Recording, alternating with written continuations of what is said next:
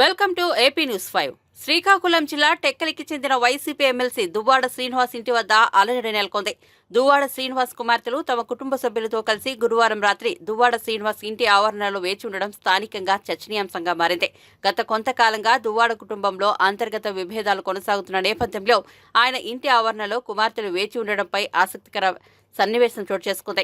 అలాగే ఈ ఘటనతో ఒక్కసారిగా టెక్కలిలో ఉత్కంఠ నెలకొంది. తన తండ్రిని కలిసేందుకు వచ్చిన ఇద్దరు కూతుర్లు గంటల తరబడి ఇంటి బయట కారులో వేచి ఉన్నప్పటికీ తన తండ్రి దువ్వాడ శ్రీనివాస్ కనీసం ఇంటి గేటు తెరవలేదు.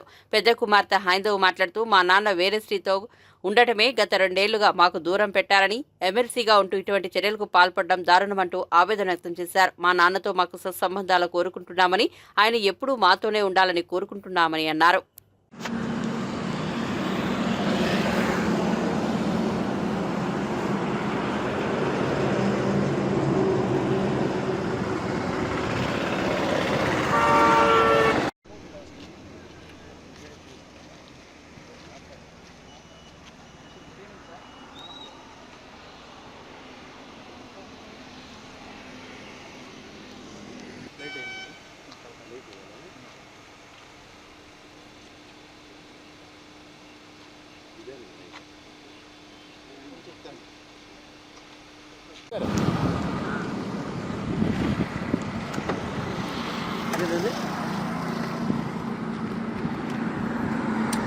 మాట్లాడుతాం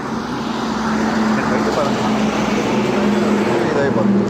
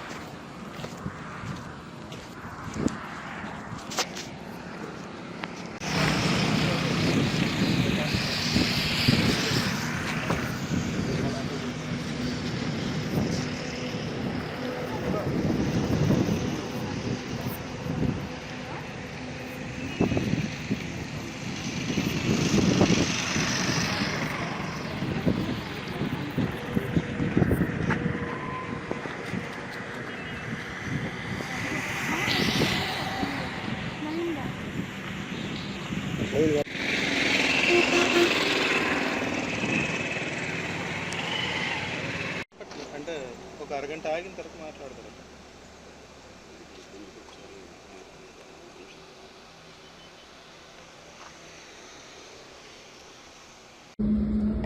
నేను దువ్వాడ శ్రీనివాస్ గారు పెద్ద అమ్మాయినండి, దువ్వాడ హైంద్విని.